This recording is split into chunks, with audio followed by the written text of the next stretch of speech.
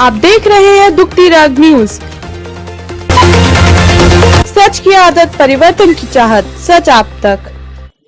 आपका स्वागत है हमारे चैनल दुखती राग न्यूज पर। आज इस देश में जो हालात है, एक तरफ देश की जीडीपी गिरती जा रही है, बेरोजगारी बढ़ती जा रही है और सरकार एक के बाद एक जनता विरोधी, किसान विरोधी कानून लाती जा रही है। एक तरफ देश में महंगाई बढ़ रही है, वहीं दूसरी तरफ इस देश की सरकार कभी मुसलमानों का डर दूसरे समाज के लोगों को दिखा रही है। एक तरफ बीजेपी हिंदुओं को, मुसलमानों को डर दिखा रही है, वहीं दूसरी तरफ कांग्रेस, समाजवादी पार्टी मुसलमानों को बीजेपी का डर दिखाकर मुसलमानों को वोट बैंक बना के रखे हुए हैं। इसी सब को बात को लेकर हमने समाजवादी पार्टी की राष्ट्रीय कार्यकारिणी सदस्य सबिया मोहानी जी से बात की। गिरफ्तारी हो रही है, जो लोग उठाए जा रहे हैं, जिसमें कुछ निर्दोष लोग भी हैं। आइए बात करते हैं समाजवादी पार्टी की राष्ट्रीय कार्यकारिणी सदस्य जी से। सबिया जी, ये बताइए कि अब ये समाजवादी पार्टी ये ऐसे लोगों के लिए क्या काम कर रही है जो एनआरसी में जिनके खिलाफ एफआईआर हो गई थी और जो अब ये गिरफ्तारी हो रही है कोरोना काल में, और इसकी आड़ में जो गिरफ्तारी हो रही है जिसका कोई विरोध भी नहीं हो पा रहा है, इसके लिए पार्टी क्या काम कर रही है? देखिए, पार्टी की बात नहीं करी है। पार्टी तो कांग्रेस ने भी कुछ नहीं किया है, और क्या कहते हैं, ना ही बसपा ने किया, ना कांग्रेस ने किया है। समाजवादी पार्टी की तरफ से तो हम लोगों ने बहुत कुछ किया है। समाजवादी पार्टी की तरफ से हम तमाम महिलाएं इलाहाबाद, पहले कानपुर, उसके बाद इलाहाबाद में हम लोग आखिर तक डटे रहे।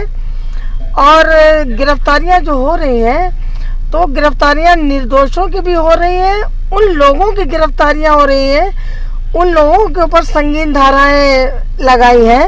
ये क्या कहते हैं, बीजेपी सरकार ने, जिन लोगों ने उस कंपाउंड के अंदर कदम तक कभी नहीं रखा था। और जो थे भाई, एक आदमी ने तो शुरुआत की नहीं थी वहाँ से, चाहे शाहीन बाग हो, चाहे क्या कहते हैं रोशन बाग हो, चाहे मोहम्मद अली पार्क हो, जहाँ जहाँ भी एनआरसी सीए के विरोध में लोगों ने, हमारी बेटियों ने, बहनों ने, माओं ने धरना प्रदर्शन किया और खामोशी से बैठी वो, उन्हीं ने कोई उपद्रव नहीं किया। और उसके बाद भी ये संगीन धाराएं लगा रहे हैं। संगीन धाराएं लगाने के बाद ये घरों से नौजवानों को उठा रहे हैं। हमारे यहाँ इलाहाबाद के पार्षद को उठा लिया, हमारे यहाँ उमर खालिद नाम का एक नौजवान लड़का है, उसको बेवजह उठा लिया। उसका कसूर सिर्फ यही था कि वो एनआरसी सीए में आता था बच्चा। आप इन लोगों के करीब हैं काफी, जैसे कि आप खुद देख रही हैं, लेकिन इनके लिए ये आपकी पार्टी क्या काम कर रही है? ऐसा है कि हमें अपनी लड़ाई खुद लड़नी पड़ेगी, सिर्फ पार्टी के ऊपर रख के नहीं। आप अपनी लड़ाई अगर मुसलमान अपनी लड़ाई खुद लड़ेगा तो क्या ये मुसलमान सिर्फ ये वोट देने के लिए यहाँ पर बना हुआ है? बात सही है, लेकिन आप ये बताइए कि हम हमेशा क्या मतलब ये सोचते रहेंगे, बैसाखियों पे चलते रहेंगे कि हमारी लड़ाई समाजवादी पार्टी ने लड़ी, हमारी लड़ाई कांग्रेस ने नहीं लड़ी? हम इस बात को नहीं मानते। हम इस बात को लेके चलते हैं, आपने इतना बड़ा कदम उठाया एनआरसी और सीए एनपीआर के विरुद्ध, जो है इतनी बड़ी तादाद में हमारी क्या कहते हैं महिलाएं इकट्ठा हुई, हमारी खवातीन इकट्ठा हुई, तो क्या पार्टियों से पूछ के इकट्ठा हुई थी?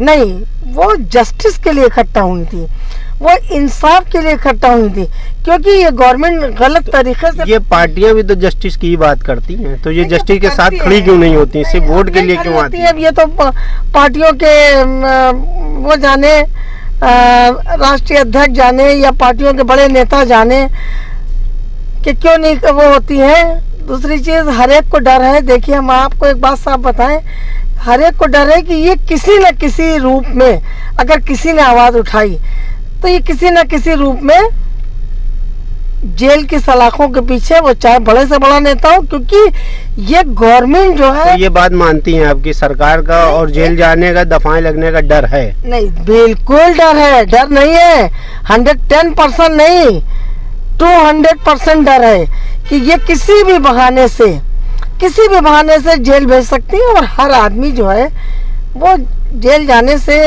कार्यकर्ता नहीं डरता, समाजवादी पार्टी का कार्यकर्ता बिल्कुल नहीं डरता इनसे। इनकी ईंट से ईंट बजा देता है, इनके सामने मुंह खोल के खड़ा हो जाता है। रोज गिरफ्तारियां हमारे यहाँ होती हैं, लेकिन कुछ चीज़ें ऐसी होती हैं कि पार्टियों को नुकसानात उठाने पड़ते, क्योंकि ये जो पार्टी है भारतीय जनता पार्टी, इसने सिर्फ हिंदू और मुस्लिम की ऊपर राजनीति की है। वोट बैंक को इन्हीं ने अपने मजबूत इसी तरह किया कि हिंदू और मुस्लिम को लड़वाओ और नफरत पैदा करो, नफरत से इनका वोट बढ़ता है। ऐसी बात नहीं। आजम खान के बारे में क्या राय है आपकी कि आजम खान जैसे अभी जेल में है, पार्टी कर रही है? देखिए, आजम खान का जो मसला है वो कोर्ट में है और वो कानून उसकी वो कर रहा है और कानूनी लड़ाई लड़ी जा रही है आजम खान साहब के लिए। ठीक है, धरने प्रदर्शन उनके लिए नहीं हुए, हम मानते हैं, लेकिन उनकी लड़ाई जो है कानूनी तौर से लड़ी जा रही है और उनको इंसाफ मिलेगा। जिस तरह से डॉक्टर कफील को इंसाफ मिला है। कफील कौन से समाजवादी पार्टी से ताल्लुक रखते थे? डॉक्टर कफील की मैं बात कर रही हूँ। डॉक्टर कफील ने इंसानियत के नाते काम किया था। इंसानियत, समाजवादी पार्टी ने डॉक्टर कफील के लिए क्या किया? मैं वही कह रही हूँ कि आप पार्टी से सिर्फ ना जोड़िए, सिर्फ समाजवादी पार्टी से थोड़ी जोड़ लो। आप राष्ट्रीय कार्यकारिणी सदस्य हैं, इसलिए आपसे आपकी पार्टी के बारे में बात कर रहे हैं। देखिए, पार्टी के बारे में बहुत से लोग हैं इनके साथ नाइंसाफी होती है। हर एक के लिए पार्टी खड़ी होने लगे तो पार्टी डूब जाएगी। ये पार्टी को उठा के ध्वस्त कर देंगे, बिल्डिंगें ध्वस्त कर देंगे, ये कार्यालय ध्वस्त कर देंगे। तो अब कोई चीज़ इंसान बनाता है तो इसलिए थोड़ी बनाता है कि आइए हमारी तोड़ी आके। अब अभी अतीक अहमद के नाम पर जो इलाहाबाद में तांडव हो रहा है, तांडव हमने माना कि अतीक अहमद कानून की नज़र में अगर अपराधी है, आप अपराधी को सज़ा दीजिए, 100% अपराधी को सज़ा दीजिए, लेकिन क्या आपका ये फर्ज बनता है कि आप उनके बीवी बच्चों को सड़क पे ले आए? अगर नक्शे में गड़बड़ी है, नक्शे में अगर जो 1972 में नक्शा वो इनका एक कानून पास हुआ था तो 1953 के बनाए, 1953 में वो मकान बना था। अतीक अहमद के नाम भी नहीं है, अतीक अहमद की वालदा के नाम है, उसमें उनकी बेटियों का है। अतीक अहमद का हिसाब तोड़ देते, अशरफ का हिसाब तोड़ देते, लेकिन आप जो है उनकी बहनों का तोड़ रहे हैं जो कि अतीक अहमद का नाम नहीं, उनकी वालदा मरहूमा का नाम था। वो सिर्फ कुछ नहीं, चुनाव की वजह से, बिहार चुनाव है और यूपी में भी जल्दी चुनाव होने वाले हैं, तो ये एक वर्ग को खुश करके वोट बैंक मजबूत कर रहे हैं। क्योंकि कुछ लोग हैं हमारे भारत में ऐसे कि जो सोचते हैं मुसलमान को परेशान करो तो हम मजबूत होंगे, तो ये सोच रहे हैं। लेकिन वो लोग ये ना भूलें कि सिर्फ मुसलमान परेशान नहीं है, इस वक्त किसान परेशान है, इस वक्त छात्र परेशान है, इस वक्त जो है वो आपका वकील परेशान है, नौजवान परेशान है, बेरोजगार है। सिर्फ मुसलमान परेशान नहीं, ये लोग हिंदुस्तान का हर तबका परेशान है। ये लोगों का भ्रम है। क्या कहते हैं, सिर्फ मुसलमान अगर बोलना बंद कर दे।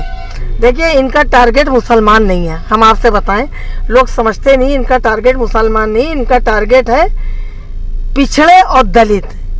लेकिन अगर दलित और पिछड़ों पे करते हैं तो वही बात आ जाएगी, हिंदू भाई, हिंदू लोग कहने लगेंगे हिंदुओं को परेशान कर रहे हो, हिंदू हो के हिंदू परेशान कर रहे हो। इनका टारगेट मुसलमान बिल्कुल नहीं है, लेकिन ये मुसलमान के कंधे पे बंदूक रख के चला रहे हैं। इनका टारगेट आरक्षण है, इनका टारगेट जो है आरक्षण खत्म करना है। लोग सोचते हैं, जो लोग मतलब थोड़ा सा ज़हीन है वो जानते हैं कि सबसे पहले इनका टारगेट जो है पिछड़े हैं और बैकवर्डों का निशाना है, दलितों का निशाना। ये कितने % है, लेकिन ये कर रहे हैं। ये तो पूरी तौर से योगी बाबा जो है जातिवादी सरकार चला रहे हैं। कितने ब्राह्मण माने जा रहे हैं, क्या वो मुसलमान है? प्रदेश में बताइए 2-4 हत्याएं ब्राह्मणों की रोज हो रही हैं, उसमें कहाँ मुसलमान आ गए? सिर्फ मुसलमान की बात नहीं है, सिर्फ CA NRC की बात नहीं है, सिर्फ अतीक अहमद की बात नहीं है। इस वक्त भारत का नौजवान परेशान है। ये किसान बिल जो लेके आए, ये पारित किया है, ये किस लिए पारित किया है? मतलब आप विपक्ष के बगैर हर चीज वो कर सकते हैं। किसान बिल में आप कहाँ पे खड़ी है आपकी पार्टी?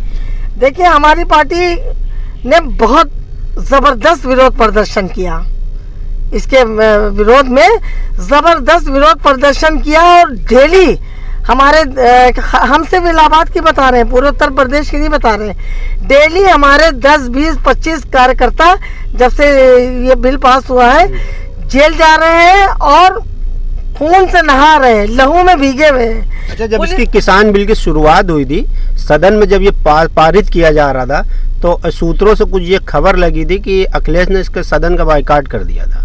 तो बाइकाट ज्यादा अच्छा है कि सदन में रहकर उसका विरोध करना ज्यादा ठीक था? ये तो भाई वही राष्ट्रीय अध्यक्ष जी जाने, लेकिन बाइकाट इसलिए किया था कि भाई हम इसमें ऐसे बिल में शामिल ही नहीं होना चाहते हैं, हम शामिल नहीं होना चाहते। आप बिना विपक्ष के क्यों पास करा लिया आपने? सदन में रह के इसका विरोध किया जा सकता था ना? किया जा सकता था, लेकिन उन्होंने कुछ सोचा होगा, कुछ मतलब आफिया सोची होगी, इसलिए किया।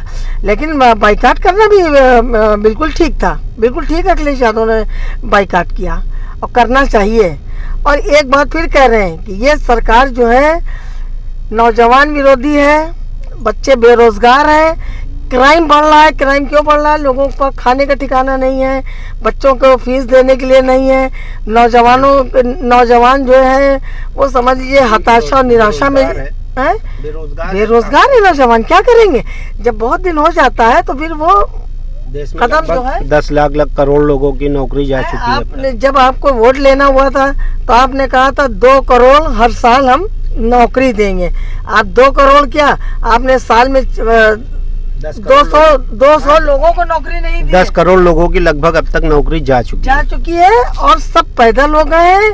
और हम लोग जो ये सोचते हैं, मुस्लिम जो ये सोचते हैं कि मुसलमान का भी लिंचिंग हो रही है, ठीक है हो रही है, मुस्लिम की लिंचिंग हो रही है, मुस्लिम को परेशान किया जा रहा है, फलाने का घर गिराया जा रहा है, तो ये हमको परेशान करने का नहीं है, बल्कि ये अदर्स को दिखा के उनको खौफजदा करके नौजवानों को कि अगर तुम मुंह से बोले तो तुमको जेल और तुम्हारा घर, तुम्हारा आशियाना नेस्त नाबूद